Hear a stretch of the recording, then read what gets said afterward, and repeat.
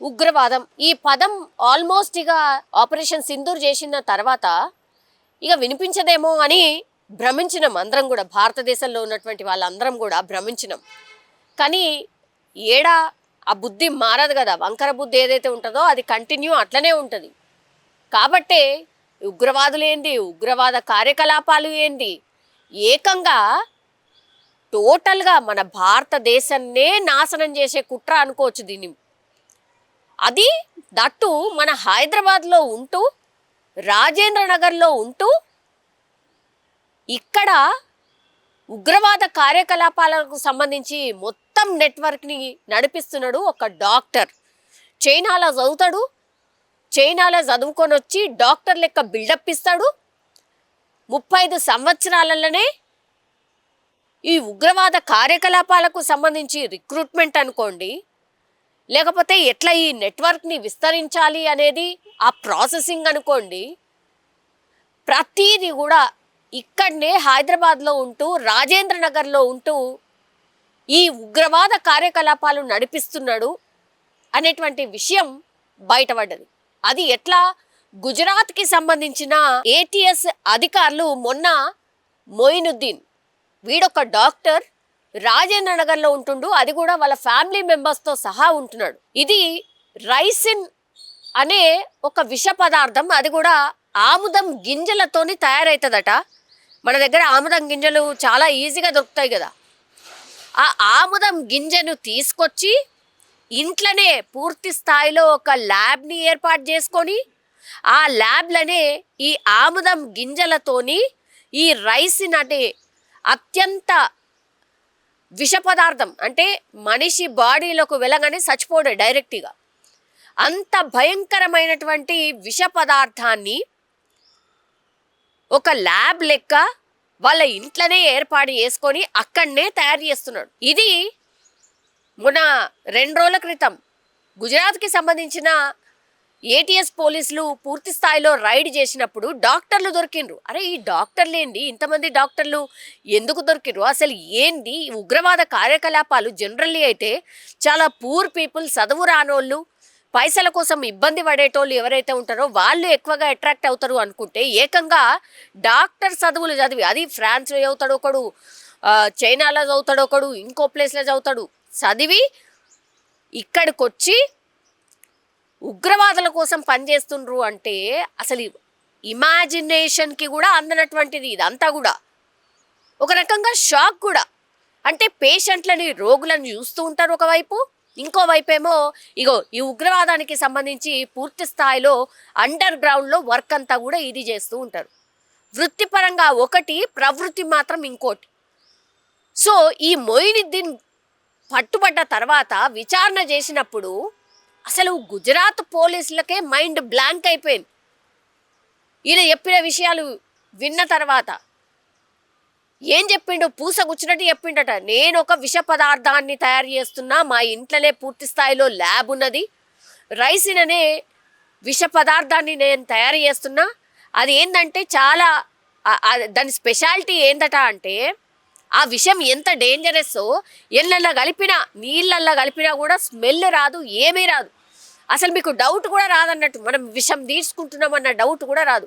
ఒక గ్లాస్లో ఈ రైసిన్ అనే విషయం కలిపిన తర్వాత కనీసం స్మెల్ అనేది ఉండదు, టేస్ట్ కూడా ఏమీ ఉండదు. సో అట్లాంటి విష పదార్థం, అత్యంత డేంజరస్ విష పదార్థాన్ని ఈడ కూర్చొని రాజేంద్ర నగర్లో హైదరాబాద్ సెంట్రిక్గా ఒక మనిషి తయారు చేస్తున్నాడు అని అంటే దీన్ని ఎట్లా అర్థం చేసుకోవాలి?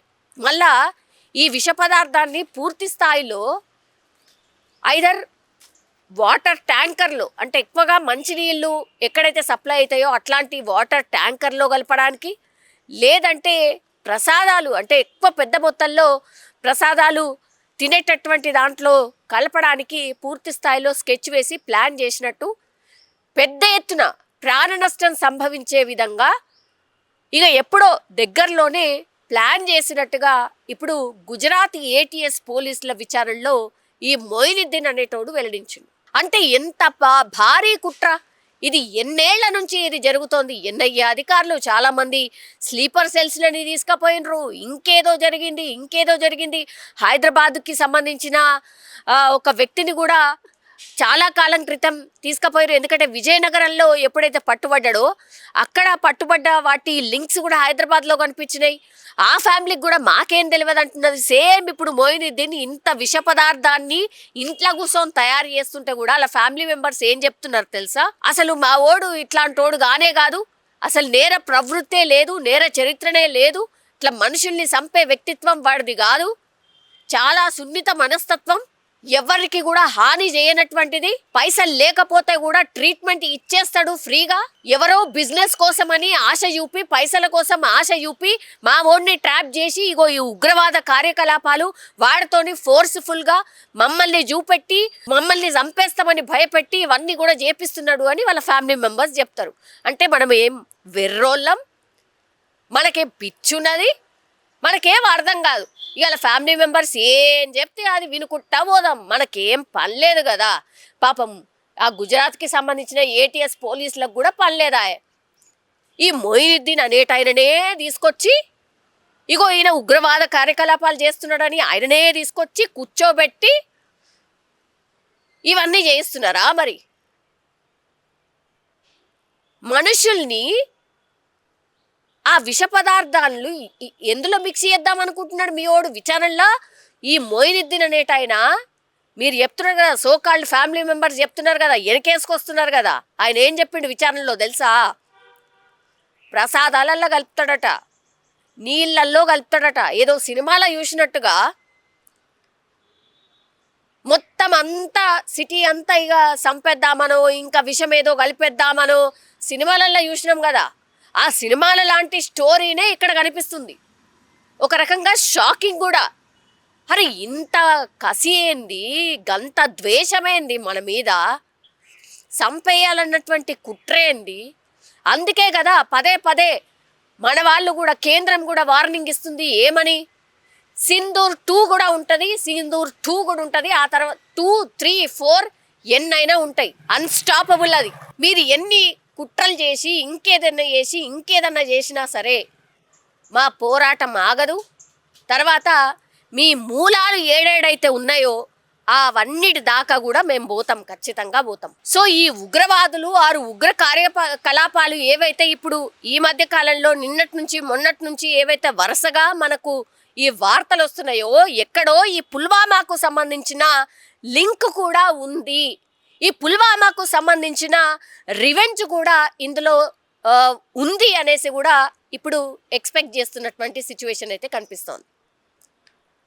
సో ఢిల్లీలో ఇంత పెద్ద ఎత్తున ఏమంటారు దాన్ని, మన కేంద్ర బలగాలు అనుకోండి, లేకపోతే ఇంటెలిజెన్స్ వ్యవస్థ అనుకోండి, ఎంత ఉన్నా సరే వాళ్ళ కళ్ళు కప్పి కూడా నిన్న ఢిల్లీలో ఒక కార్ బ్లాస్ట్ అయింది అంటే ఎంత బాధాకరం నిజం చెప్పాలంటే కూడా. ఇది ఎప్పటికాగాలి? ఇంకా ఎంతమంది అమాయకుల ప్రాణాలు తీస్తారు? ఇంకా ఎక్కడెక్కడ ఉన్నారు? ఎప్పుడు చూడు ఏ ఉగ్రవాద చర్య జరిగినా హైదరాబాద్కి లింకులు ఉంటాయి, ఢిల్లీకి లింకులు ఉంటాయి, ముంబైకి లింకులు ఉంటాయి. సో ఇది ఎప్పటికాగాల? అసలు ఎంత భయంకరం అయిపోయింది అంటే మొత్తం సమూలంగా రూపు మాపాలంటే ఏం చేయాలి? ఇట్లాంటి మొయినుద్దీన్ లాంటి వాళ్ళు ఎంతమంది ఉన్నారు? మరి ఇట్లా అత్యంత మంచి ప్రొఫెషనల్ చదువులు చదివి ఇట్లా ఉగ్రవాదంలో ఉన్నారు అని అంటే వీళ్ళని ఏం చేయాలి?